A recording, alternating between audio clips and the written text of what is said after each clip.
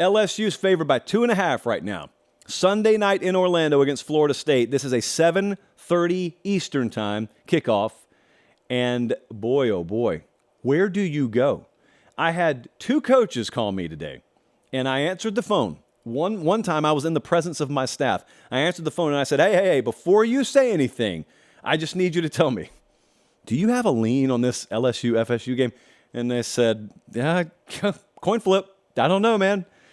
And that's kind of how I felt. And here's the bad part. We've had all summer to think about this. And I still, as of this morning when I woke up, I didn't really know where I was going to go. So I thought through it, and I want you to think through it with me, and hopefully we arrive at the right conclusion. So the one thing that we always need to remember about week 1 is these games can be really wobbly. This game was pretty ugly to watch last year. Let's just be real about that. Pretty ugly to watch last year. Week 1 games can be loose. You know, this is driving the car out of the shop after you just got 4 new tires on there. You may hear a wobble. You may feel a wobble. You never know. And then when you toss elite defensive front talent into that blender, havoc rates could drastically increase in week 1. So the bob factor, the bounce of ball factor, the havoc rate factor, the turnover factor, it's always the case, but especially in week 1. It's like doubly or triply the case. So is this game going to be as ugly as it was last year? There are some people in this building who think no, who think these coaching staffs really going to have these teams more dialed in. It's going to be a higher executed game. We'll see. I hope so, for our viewing sake, but we'll see. I love the early season test for LSU's DBs. Just throw them into the fire. Love the early season test. FSU's passing attack is legit. It got more legit since last season. They added Coleman. Keon Coleman's the transfer from Michigan State. So all this talk we've done for months about this guy's going here, that guy's going there. Okay, well, this is where rubber meets the road. They got that big receiver from Michigan State who wanted no more of the Spartans. Well, he's now at Florida State. Johnny Wilson is down there. Kentron Poitier, down there. Jaheim Bell transferred in. The tight end, the underutilized tight end from South Carolina, he transferred in. It seems like a long time ago. They're all there. They're all really, really big. They got size. They got big-time players, literally and figuratively, in that FSU wide receiver and tight end room. And what do I have over there on the other side? I got a bunch of transfers. That's what I have. Now, that sounds pejorative. It's not. It's just questionable. Just questionable. LSU could find out that they caught lightning in a bottle. Zy Alexander, Deuce Chestnut, they could just light the world on fire. Or there could be issues. We find out. And we don't have to wait. This is a team that can throw the ball, so we get to find out Sunday night. Jordan Travis has got to execute. Like I said, when I got Harold Perkins lining up across from me, even without Mason Smith, when I got those difference makers up front for LSU lining up across from me, it's great for me to think I've got mismatches out wide. Boy, I got to have time to throw it. I got to execute. And there are guys up front for LSU who probably think to themselves, we welcome you trying to throw the ball on us. Forget our secondary. These dudes up front, we welcome you trying to throw the ball on us. We'll end up scoring. This defense will end up scoring. It's the mentality I guarantee they're coming into Sunday night with. We'll see if they actually make Florida State pay or vice versa. These are called matchups. That's what wins football games. Does LSU's offensive line own the point of attack? A lot of really positive reviews coming out of Baton Rouge this fall. They love that immunity. They love what they have there.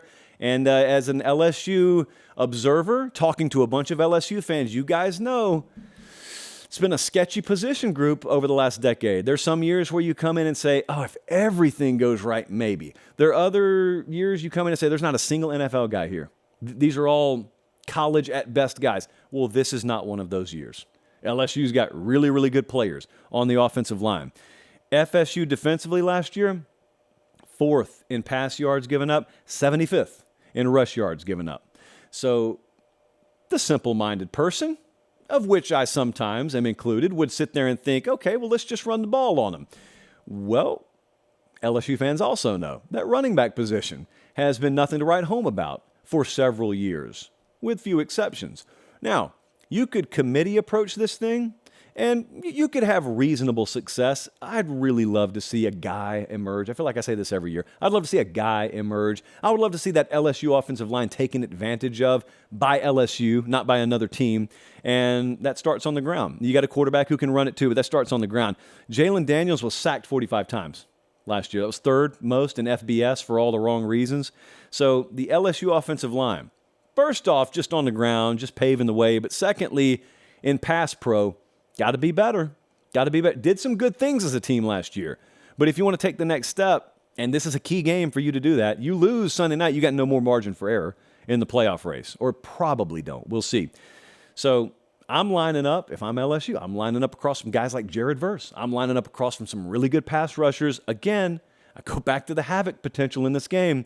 Forcing turnovers, forcing third and longs, forcing fumbles, all sorts of different things. It's all in the cards, no matter if you play in week 1 or week 7. But for these two teams matching up against each other, it's especially in the cards Sunday night. That's why I don't think there's much skill in picking the game, although I'm about to in a second. Also, remember, it's the new age of college football. You always have to factor in the portal factor, and this is the number 2 and number 6 portal teams facing each other. So there are a lot of new faces that were elsewhere last year who are going to be impact players. FSU last year led the ACC in rushing. Okay, so I haven't talked about Mason Smith being out yet for LSU. He's suspended. Brian Kelly said even if he wasn't suspended, he may or may not have been able to go, but he's suspended. So without him in the interior, the talking point from FSU is we're still deep enough, we're okay. I'm of the opinion you never lose 6'6", 315 pounds, former 5-star, and don't feel it. Now, you could compensate for it maybe, but you feel that. So from Florida State's perspective, they look at that and say, well, before we air it out, before we commit to taking a ton of risk through the air, might we want to find out if they can stand up to us on the ground? Because last year, LSU, did some pretty good things against individuals on this FSU team in terms of defending the run. Make them do it again. Make them do it again. Maybe they do, maybe they don't, and you have answers if they do. And if they don't, then moot point. So let's take a look at what the model thinks. The Vegas number, again, is LSU minus 2.5. There is no strong feel here. From the model's perspective, it shrugged its shoulders when I asked it what it thought. We have LSU minus 1.